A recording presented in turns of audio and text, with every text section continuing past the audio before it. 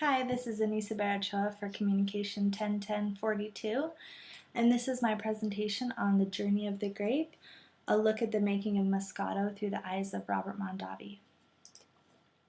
Recently, I went and visited the Robert Mondavi winery in Napa, California, and I immediately fell in love with Moscato. I had never had it before. It's kind of specific to the region. I don't think that I asked and they don't ship it to Utah, so I would never have another chance to have it here. And I'm so glad that I did. Not everybody drinks wine, and people who do don't especially like it because it's so sweet, and you can't really, you can't drink like a whole bottle of it. It's just too sweet. Moscato is made from the Muscat grape. It's a specific grape. That's what makes, gets all of its sweetness from. It's really juicy and it has a really nice color. It can be a blush or a white color. So they specifically use that grape to make there's different versions of Moscato, but that's the grape that's used in all of it. I went to the Robert Mondavi winery, and it was amazing and beautiful and everything that a winery should be. Lots of grapes and wine, and it was really nice. We went on a tour, and we kind of went through how it was made, not Moscato specifically, but how wine was made, and it's just fascinating that they have all these scientific steps and all this equipment to do it. It's really an art actually, because a lot of people can make stuff at home, but it won't taste like something like they have and people would actually buy it. It's really nice. So Robert Mondavi, that's the winery we went to, and he owns a couple, but the main one is in Napa, and his family has owned wineries his whole life. So he grew up in it. His brothers and sisters do it. They did do it. There was kind of like a riff in the family with how the business was being ran, so he kind of went off on his own and did his own thing, and that's awesome because he really has a really strong passion and love for it, and he's taken a lot of time and tried a lot of different things out to make a perfect wine, and I appreciate him leaving his family to do that. The winery today is beautiful. There's all kinds of local artists. They have bands. When we were there, it's summer, so they have lots of bands that come and play, and you can enjoy wine. And it's a really beautiful setting. It's green and it's very well taken care of. The tour guide was hilarious and really nice.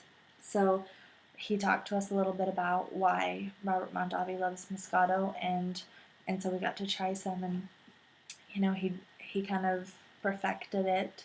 He does it his own special way. Not all Moscato tastes the same. It's not all the same color. The process is, they do their own special things, and he thought that it was important enough that he needed to do it, and they needed to have their own Moscato, and it's delicious. It's the best wine that I've ever had.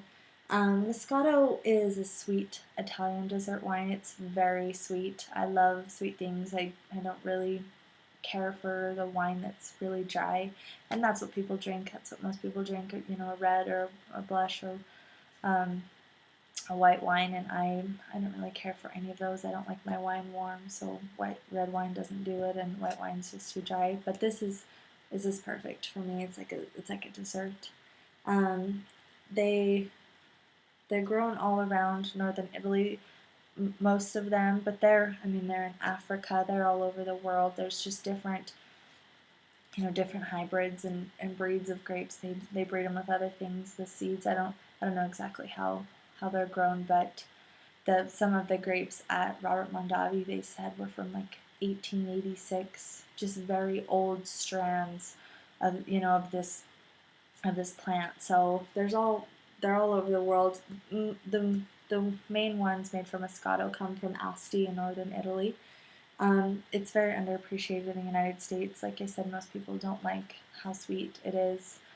I love it, but I've never had it until I went there. So that's saying something. I'm 24 years old and nobody's ever brought it up. It's fresh acidity. It's very low in alcohol. So that's nice too. You don't get all drunk off of it. It's just like a nice sipping dessert wine. It's really refreshing. It kind of tastes, sparkly and carbonated, like most sparkling wines. I think could be compared to. Um, the wine's made by harvesting the grapes. Most grapes, you want all the juices out of them. With it, Moscato, they've got a lot of juice still left in the grape. You press and filter the grapes. That's where they get the nice color from, like a white. That's exactly the bottle that it comes in, and it's like a really nice, light, crisp color.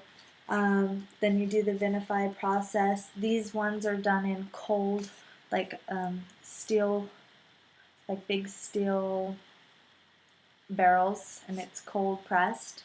And then you add the yeast, and it sits for a couple weeks, and then you stop the fermentation process when you want that flavor. That's when you stop it. And then you filter out all the yeast, and then you just bottle and cork it. And these bottles are they're very skinny and tall. There's not a lot in them. I could drink the whole thing in one sitting probably. It's not a lot, maybe two and a half glasses of wine. Um, so it's kind of like a special treat. Um, I hope you enjoyed my little presentation. There's so much more about Moscato and everything. And there's a couple websites I went to, wineappreciation.com and also the Robert Mondavi website, and you can look at those, and they have, all kinds of in-depth things about the specifics of it. Or if you want to go and visit the winery, I suggest if you're up there and you're visiting wineries to definitely stop at that one. It's amazing. It's beautiful in itself. Just looking at the scenery is amazing, and then they have really delicious wines, that you can't get everywhere. And hopefully this will inspire you to try something new, even if it's not popular, or most people don't like it. You never know. I loved it. People are really passionate about winemaking, and I never really got it until I went there and I saw, the people's hard work at hand, and people are actually out there picking grapes when we're there, and it was really awesome to see. It's like their art, their craft.